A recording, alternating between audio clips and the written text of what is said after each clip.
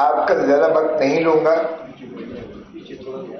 صرف اس بنا پر کہ عدلیہ کے ساتھ جو اس وقت 26ویں ترمیم کے ذریعے جس طرح اسے زیر نگی کر کے ایک ایگزیکٹو برانچ کا حصہ بنا دیا گیا ہے، میں سمجھتا ہوں یہ ایک ایسا بھونڈا مذاق ہے اس آئین کے ساتھ کہ اس آئین کی روح کو ہی مجروح کر کے رکھ دیا ہے. کیونکہ اگر انصاف نہیں میسر آتا تو پھر ریاستوں کو نہ تو سویلائزڈ کہا جا سکتا ہے، نہ آئینی کہا جا سکتا ہے، نہ قانون کی پاسداری اور بالادستی پر محیط جو ہے نظام اس کو کہا جا سکتا ہے. اور یہ میں سمجھتا ہوں کہ بہت بڑی تضحیک ہوگی اور مذاق ہوگا جو عوام کے ساتھ کیا گیا ہے. پہلے بھی ایک غیر جمہوری دور میں، بلکہ اس وقت تو ایک جنرل پرویز مشرف کی تھی، اس وقت بھی 36 جج صاحبان سپریم کورٹ کے کیے گئے تھے، جسے ڈوگر کورٹ کے نام سے بہت مشہور شہرت ملی. پی سی او ججز کا نام انہیں دیا گیا. اب بھی 36 جج کر دیے گئے ہیں 17 سے. تو یہ جو جوڈیشل پیکنگ جب بھی کی گئی ہے وہ نہ تو انصاف کے ایوانوں کو فروغ دینے کے لیے یا اس کو بہتر کرنے کے لیے، یا جو کہتے ہیں کہ پینڈنسی بہت التوا بہت بڑھ گیا ہے اور کیسز میں بہت بھرمار آ گئی ہے، یہ بالکل ایسا نہیں ہے. بلکہ ہمیشہ جب انہوں نے من پسند عدلیہ بنانی ہو اور من پسند اور مثبت فیصلے لینا ہو تبھی اس طرح سے جوڈیشل پیکنگ کی جاتی ہے، عدلیہ میں بھرتیاں کی جاتی ہیں. اور پھر اس پر ترا یہ ہے کہ جب ججز خود سپریم کورٹ کے لکھ کے دیتے ہیں کہ پہلے 26ویں ترمیم کو فل کورٹ پہلے جانچ تو لے، کیونکہ نالش تو بہت پارٹیوں نے بھی کی ہوئی ہے اور دیگر اصحاب نے بھی اس کو چیلنج کیا ہوا ہے. گرانٹ نارم جسے کہتے ہیں، آئین کی روح کو اگر مجروح کرتی ہو آئینی ترمیم بھی، وہ بھی جو ہے وہ کالعدم متصور ہوتی ہے. یہ ایک ہمارا بنیادی اصول ہے جس کے ڈھانچے پر کوئی قدغن نہیں لگایا جا سکتا. آپ آبجیکٹو ریزولوشن سے دیکھیں 1952 کا جو جسے 2A کہتے ہیں، جسے آئین کا ایک ریگولر حصہ بنا دیا گیا ہے، اس میں بھی انصاف پر مبنی جو شکیں ہیں ان کو بھی مجروح کیا گیا ہے. یعنی آبجیکٹو ریزولوشن جو فاؤنڈر فادرز نے پاکستان کا ایک جو ہے خد و خال دیے تھے، جس کی بنیاد پر ہم نے آئین کو استوار کرنا تھا اور جس پر ہماری جو ہے ریاست کو آگے چلانا مقصود تھا، ان شکوں میں بھی پریمبل میں بھی آپ دیکھیں تو یہی آتا ہے کہ انصاف کے ایوان جو ہیں وہ آزاد ہوں گے اور وہ آزاد منش فیصلہ ہی کریں گے، وہ جو سننا اور اللہ کے احکامات سے متصادم نہیں ہوگا. تو اس لیے میں سمجھتا ہوں کہ جس طریقے سے 26ویں ترمیم کو کیا گیا وہ بھی آپ کے سامنے ہے. اختر مینگل صاحب ڈھونڈ رہے تھے اپنے سینیٹرز کو اور انہیں لابی سے نکال کر ویل چیئرز پر لایا گیا، چونکہ 2/3 تو ان کے پاس اکثریت تھی نہیں. قومی اسمبلی میں جس میں ہم بھی موجود تھے، اس میں بھی جس طریقے سے انہوں نے فستائیت کی، جس طریقے سے ایم ایل ایز ہمارے ان کو جو ہے کوئی اربوں میں لالچ دی گئی، اور جس طریقے سے ان کو پھر جو نہیں مانے تو ان کو اغوا کیا گیا، ان کی چادر اور چار دیواری کو پامال کیا گیا، ان کی ماؤں بہنوں بیویوں اور 16 سال کی بیٹی جو ہے اس کو بھی اغوا کیا گیا، اور پھر ان کو جو ہے بلیک میل کر کے کہا گیا کہ تمہاری یہ جو ہے ان کی ویڈیوز وائرل کریں گے. تو کوئی بھی شخص جو ہے اس طریقے سے فستائیت کے آگے آپ اندازہ کریں کہ پھر بھی 5 ہمارے لیے اور باقی ہمارے جو ہے وہ ان کو ہم نے نوٹس دیا ہوا ہے، ابھی تک وہ کلیئرنس کی سٹیج پر ہیں. لیکن اس طرح سے کیا آپ جو 26ویں ترمیم کو منظور کروا کے آپ آئین کی روح تڑپ رہی ہوگی شہید ذوالفقار علی بھٹو اور رانی شہید بے نظیر بھٹو کی، جس طرح سے بلاول بھٹو صاحب ہلکان ہو کر 26ویں ترمیم پاس کروانے کے درپے تھی. تو میں سمجھتا ہوں کہ اس طرح سے بھونڈا مذاق کر کے ہمارے آئین کو جب منہدم کر دیا گیا تو کہ ٹرائکوٹمی آف پاور، یعنی 3 ستونوں پر ہمارے آئین کی بنیاد ہے، بیس ہے. اب تیسرا ستون جو عدلیہ کا ہے اس کو بالکل غلام اور اس کو تابع کر دیا گیا ہے. حتیٰ کہ اس حد تک کیا گیا ہے کہ اگر اسلام آباد ہائی کورٹ کے جج صاحبان انہوں نے نالش کی اور شکایت کی کہ ہمارے گھروں پہ بھی جو ہے یہ انہوں نے ایک ایسے آلات لگائے ہوئے ہیں کہ ہماری پرائیویسی مجروح ہو رہی ہے، اور ہمارے بچوں کے بھی جو ہے انہوں نے ویڈیوز بنا رہے ہیں اور ان کی بھی جو ہے پیروی کر رہے ہیں، اور ہمیں آزادی سے اپنے فرائض منصبی ادا کرنے میں انتہائی دشواری ہو رہی ہے. یہ بھی آج تک جو ہے وہ سپریم کورٹ ابھی اس کو دیکھ رہی ہے اور فیصلہ نہیں کر سک رہے ہیں، اور الٹا ان پر لا کر ایک باہر سے جج صاحب کو لا کر اور اس کو ایکٹنگ چیف جسٹس بنا دیا گیا ہے تاکہ اسلام آباد ہائی کورٹ کو بھی اپنے قبضہ میں کیا جائے. اور نتیجتاً یہ ہے کہ ہمارے کیسز جو ہیں ایک مخصوص جماعت کے کیسز کو وہ لگانے سے بھی قاصر ہیں، اور لگاتے ہیں تو اعتراض میں لگاتے ہیں اور اس پہ کسی ایک کا بھی فیصلہ نہیں ہوا ہے.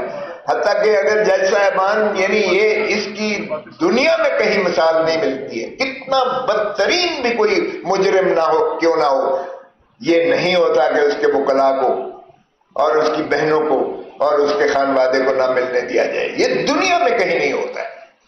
اور یہاں یہ ہے کہ عدالت عالیہ باقاعدہ احکامات جاری کرتی ہے منگل اور بدھ اور جمعرات کی، یعنی وہ فیملیز کے اور وکلاء کی ملاقات کے باقاعدہ شیڈیول دیتی ہے. فل کورٹ 3 ججز دیتے ہیں اور اس کو بالکل درخورے اتنا اس طرح ہوا میں بکھیر کر پھینکتی ہیں کہ بیچاری بہنیں بلک رہی ہوتی ہیں جیل کے باہر. اور جب ہمارے قائدین بھی جاتے ہیں تو ان کو اٹھا کر اریسٹ کر کے ان کو چھانگے مانگے کی طرف لے جاتے ہیں، سیر کرا کے ان کو ڈراپ کر کے پھینک دیتے ہیں. اس طرح کبھی سنا ہے دنیا میں کبھی ایسی بھی بے حیائی اور ڈٹھائی سے اس طرح سے عدالتوں کے جو ہے احکامات کو حکم عدولی کی جائے؟ آج تک ہماری مخصوص نشستیں نہیں دی گئی ہیں جبکہ 17 جج صاحبان نے فیصلہ کیا. لیکن مخصوص نشستیں اب سنوائی ہو رہی ہے کہ مخصوص نشستیں بھی ماشاءاللہ ان کو دے دی جائیں گی. جو اپیل ہو رہی ہے، جو آئینی بینچ سو کالڈ بنائی گئی ہے، جو بھی 26ویں ترمیم کی پاداش میں بنی ہے، اس کے پاس اپیل لگا دی گئی ہے. ارے بھائی یہ تو کیسے ہو سکتا ہے؟ ریویو ہو یا پہلے اس کا فیصلہ تو کر لیجئے گا. یہ سینئر پیونی جج منصور علی شاہ صاحب جو ایکٹنگ چیف جسٹس بھی رہے ہیں، یہ انہوں نے تقاضا کیا ہے، 5 ججز نے تقاضا کیا ہے کہ پہلے 26ویں ترمیم کو سن لیجئے گا، اور وہی کورٹ سنے جو پہلے سپریم کورٹ فل کورٹ تھی. آپ نے اگر جوڈیشل پیکنگ کر کے اور پھر اپنے اوور ٹرن کر کے آپ نے میجورٹی اپنی کر کے اور اپنا من پسند فیصلہ کروا لینا ہے اور اس کو اوور ٹرن کر کے یہ بندر بانٹ کر کے یہ جو ہے مخصوص نشستیں آپ نے ان کو دے دینی ہے جن کا استحقاق بنتا ہی نہیں ہے. کسی حساب سے اگر ان کی پروپورشنل ریپرزنٹیشن کا پرنسپل آتا ہے تو اس پر ان کو کیسے دی جا سکتی ہیں؟ لیکن بے حیائی جس طرح سے پہلے دی گئی تھی الیکشن کمیشن نے، اب پھر شنید یہی ہے کہ ان کو دی جا رہی ہیں. یہ کسی قیمت پر میں نہیں سمجھتا کہ قابل قبول ہوگا، نہ قوم کو قابل قبول ہوگا، نہ یہ الائنس اس کو قبول کرے گا. ہم اس کی بھرپور مزاحمت کریں گے اور یہ دیکھیں گے کہ ہم یہ کیسے وہ گھس بیٹھیے جو بیٹھتے ہیں. ابھی تو کم ہے ان کے فارم 47 کی پیداوار جو بیٹھے ہوئے ہیں گھس بیٹھیے. 17 سیٹوں والا تو وزیر اعظم ہے اور 180 سیٹوں والا اڈیالہ جیل میں ہے. اور پرسوں جو جمعے والے دن جو ضمانت ہوئی ہے اس میں سپریم کورٹ کے جج صاحبان خود حیران ہو گئے جب اعجاز چودھری سینیٹر کی ضمانت لی. اور آپ نے دیکھا کہ اسپیکر جو ہے اس نے ایک جو چیئرمین سینٹ ہے اس نے ان کے وارنٹس آف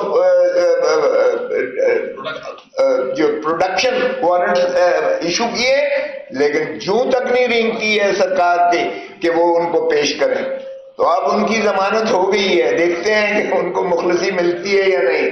لیکن اس میں بتانا یہ چاہتا ہوں کہ سپریم کورٹ کی آبزرویشن تھی کہ آپ کہتے ہیں کہ 7 کو انہوں نے جو ہے وہ سازش کی، 7 مئی 2023 کو، اور پھر بنی گالا سوری اپنا یہ ادھر گھر سے نکلنے سے، لاہور سے گھر نکلنے سے 9 مئی کو آپ نے جو ہے زمان پارک میں سازش کی گھر جانے سے پہلے کہ اگر عمران خان کو گرفتار کیا جائے تو پھر آپ نے اس طرح سے جو ہے کرنا ہے. تو انہوں نے کہا یہ جو ہے یہ ایف آئی آر میں تو ہے نہیں. 9 تاریخ کا وقوع ہوتا ہے، 12 کو ایف آئی آر ہوتی ہے اور اس میں نامزد نہیں ہے. 1 مہینہ 1 دن کے بعد سپلیمنٹری تتمہ بیان میں آپ جو ہے یہ چیز لے کر آتے ہیں. آپ کو 1 مہینہ لگا یہ سوچنے میں. تو اس بیسس پہ کیا سپلیمنٹری سٹیٹمنٹ کی کوئی اہمیت افادیت ہے بھی صحیح کہ نہیں ہے؟ پھر آپ کہتے ہیں 2 کانسٹیبل کو انہوں نے جو ہے سادہ لباس میں بیس میں گھس بیٹھے اور انہوں نے سنی یہ باتیں. تو کیا یہ باور کرنے والی چیز ہے کہ اس طریقے سے اگر سازش ہو رہی ہے تو اس میں آپ کے سپاہیوں کو بٹھائیں گے وہ تاکہ وہ جا کے اپنا 1 مہینے کے بعد وہ اس قسم کی لغویات کوئی باتیں کریں؟ اور اس بنا پر آپ نے اعجاز چودھری کو 2 سال سے اندر رکھا ہوا ہے. انہوں نے کہا 1 دن یہ اندر رہنے لائق نہیں تھا جو 2 سال سے آپ نے اندر رکھا. اور یہی عمران خان کے اوپر بھی الزامات ہیں کیونکہ الزام ہے تو یہی ہے. اور سپریم کورٹ نے 9 تاریخ سے لے کر 12 تاریخ تک ان کو تحویل میں جب لے لیا یہاں اسلام آباد میں، اور وہ دیکھیں کتنی شرمناک ہے کہ اسلام آباد ہائی کورٹ کے اندر بایو میٹرک کمرے سے جو ہے عمران خان کو گرفتار کیا گیا، وردیوں میں جا کے گرفتار کیا گیا، وکلا کو تشدد کیا گیا، عملے کو جو ہے مار پیٹ کی گئی اور وہ جو ہے ساری میزیں اوور ٹرن کر گئی. اور سپریم کورٹ نے کہا کہ یہ غیر آئینی گرفتاری تھی، غیر قانونی تھا اور مخلصی تھی. کیا کوئی وہ وردی والے کو کسی کو گرفتار کیا؟ کسی کے خلاف مقدمہ قائم ہوا؟ کیا آپ نے عدلیہ کی تصحیح کر کے آپ نے جو ہے ایک شخص کو جا کے اغوا کیا ہے؟ اغوا ہے یہ سیدھا سادہ جرم ہے یہ. اور اس سے کیا کہیں جب یہ ایوانوں میں اسمبلیوں میں بوٹوں کے ساتھ آ کے یہ بتیاں بند کر کے اور ہمارے 10 ایم این ایز کو گرفتار کرتے ہیں تو کہاں ہے وہ custodian of the house speaker? کیا اس کا ضمیر بھی سو گیا ہے؟ کس کے خلاف اس نے کسی کو ہتھکڑی لگوائی ہے اس نے وردی والے کو کہ کیوں میرے تقدس کو مجروح کیا گیا ہے؟ کیا یہ جرم نہیں ہے؟ یہ میں سمجھتا ہوں سب سے زیادہ سنگین جرم یہ ہے کہ آپ نے پارلیمان کے اندر اس کی تضحیق کرتے ہوئے، اغوا کرتے ہوئے 10 ایم این ایز کو گرفتار کیا. اس سے بڑی تضحیق عوام کی، جمہوریت کی، آئین کی، اس سے بڑی تضحیق ہو نہیں سکتی ہے کسی چیز کی. تو مجھے بتائیں کسٹوڈین نے کیا پرچہ درج کروا کے کسی کو گرفتار کیا؟ ہمیں تو 1 منٹ نہیں لگاتے ہیں، ایسے اٹھاتے ہیں جیسے کیا نام ہے کسی ایسے بہت بڑے دہشت گرد کو اٹھایا، اور ہمیں اٹھا کر اس طرح سے یہ بانگ دہل کہتے ہیں کہ دیکھیں جی ہم نے دہشت گرد پکڑ لی. پاکستان کی تاریخ میں آج تک میں نے سارے ایوب خان کے مارشل لاء بھی دیکھے، 144 تھا، ڈی پی آر ہوتی تھی، سب ہوتا تھا. یحییٰ خان کا دور بھی ہم نے بھگتا ہے، جنرل ضیاء الحق کے دور میں بھی پرچے ہوئے ہیں ہمارے اوپر، ڈنڈے بھی برسے ہیں، کالا باغ میں کروائے تھے. اس کے بعد مشرف کے دور میں میرا سر پھٹا تھا. سب کچھ دیکھا ہے ہم نے.